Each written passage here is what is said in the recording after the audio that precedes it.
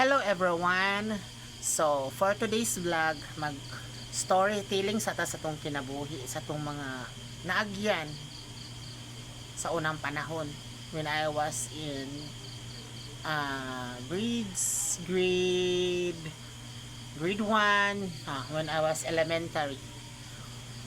Kay kanang elementary na naman tayo buot ana, di ba? Sa unang panahon, murag nag-idadaway ko ato og nagpaano ko ato na grade 2. Anang grade 2 kaya naman tayo buot, kanang grade 1 wala pa manggo tayo buot ana. Ato ana sa una is ka-eskwela rata. Pag abot sa eskwelahan na ng grade 1 mag eskwela ta dayon, pagkahuman magkuan ra abot dito dula mura magid na. Pagka grade 2 ana nakakuan ako sa kung kinabuhi ba nga lami kay dili ko makig-amiga og kuan, dili ko makig-amiga og laki. May jud akong amiga. Nga mangaway ko og malaki maamigo na ako nga laki, mangaway ko. Dayon akong mga close ato ko mga iyaan. O mga close sa unang panahon. Kay sa unang bata ako. Kay kuan man kanang akong mga iyaan man moy silbi nagalam na ko sa una dayon. Nitabagalam na ako sa una. So that's why close gyud ako kung yaan hantod karon. And then nagkuan ko grade 2. Dan ako nakabalo nga gay ko. Bakla kay kuan man kanang unsay dula sa mga babae mo akong ganahan di mo ganahan atong hapak-hapak atong bulag gani nga unsa nay ngalan ana napakon ka anak wala jud ko na kanang mga pitik, di ko ganahan anak ng mga dula sa laki, di ko ganahan. Akong dula sa una is syakay, tamling-tamling, itong, excuse me, basta ka na mga dula good nga sa unang panahon, tinikling, charot, mga inan. So, mauto siya mga kapalangga. Then, nag-edad ko kuan, pagkahuman ana, nagkuan ako ni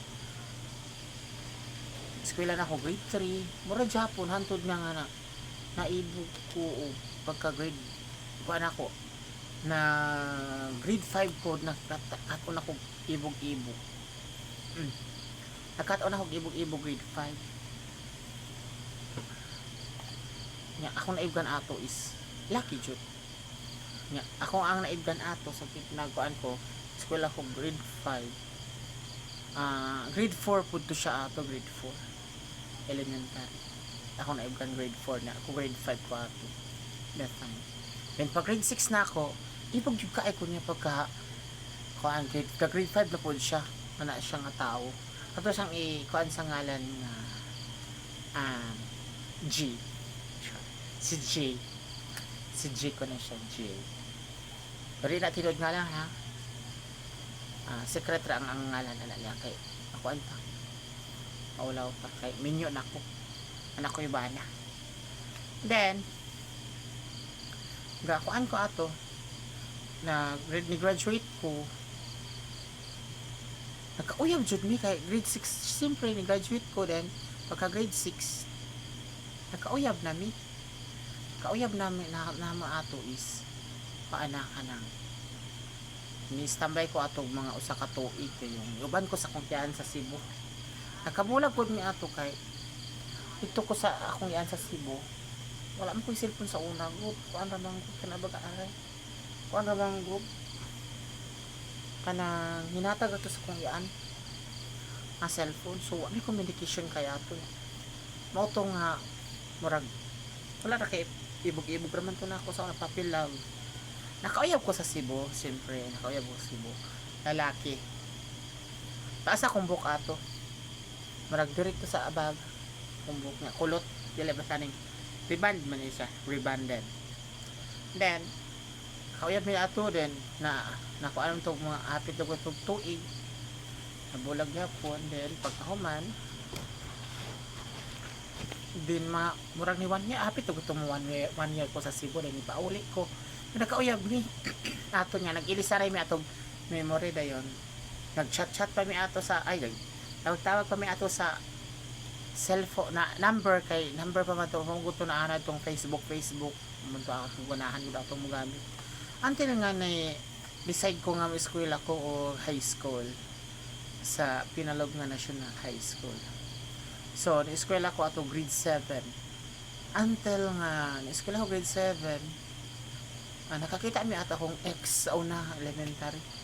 Wapo na siya kayo uy pero wala wapo na siya kayo kay syempre first ben ako to siyang crush. First crush. Dayon, nakita mi ato nay. Nagka-kwanapod mi nagka-chat misus nang load na po ko ato niya pero ito siya load na ako wala. Ako manggo dili man ko tighatag og kwarta, tighatag og kwan any unsa dia. Nahatag na to na ako atong load kay halim ko ato na narbaho syempre makay kwartang kamay charis. Sa mao to siya.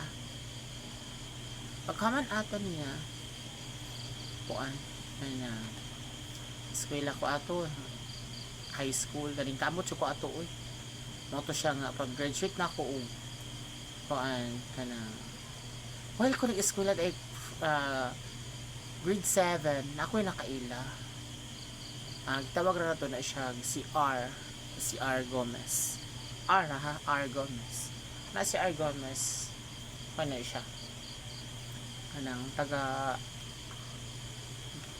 Manhuyod dito siya o taga Manhuyod so kana si R Gomez nakauyab gid nga na niya 6 years gid mi ato niya kauyab until nga na-graduate ko o Pinalubngan grade 10 dahil nibalhin ko og Negros College INSI Senior High School dito ko di grade 11 ang grade 12 then nagkauyab dakan ko atong mga tentasyon sa una oy pero wa jud ko nagpadala dakan nang uyab ato nagkauyab na ko atong marag ko pero uyab man mi anak ni R Gomez ato that time dayon pagkauyab na mo ato is ana siya nako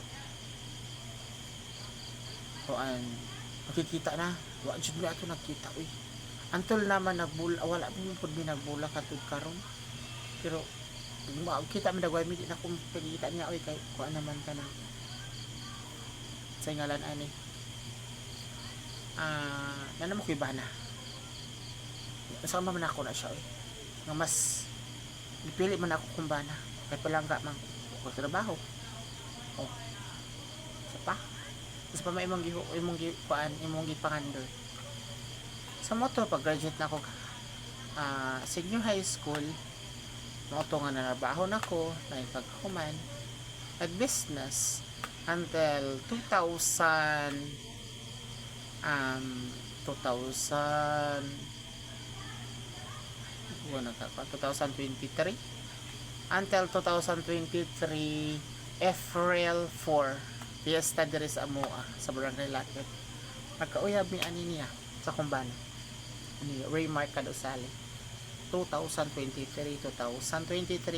April 4 pero nanguyab na siya na akong January ako na siyang gisugot is April na so January, February, March, April upat ka bulan na ako anak niya nga ba ako sa sugta kay basi binuang ra yan ang uyab sa nako namisita na ako siya namisita siya na ako sa balay namisita siya na ako sa moto siya mga kapalangga siya mismo may namisita dyan ako sa diri sa balay then siya akong gimintuan so mura na siya mga kapalangga so thank you for watching hopefully nga na-enjoy mo sa ako ang storytelling in my life as a content creator diri sa London. Thank you for watching and see you to the next vlog. Bye bye.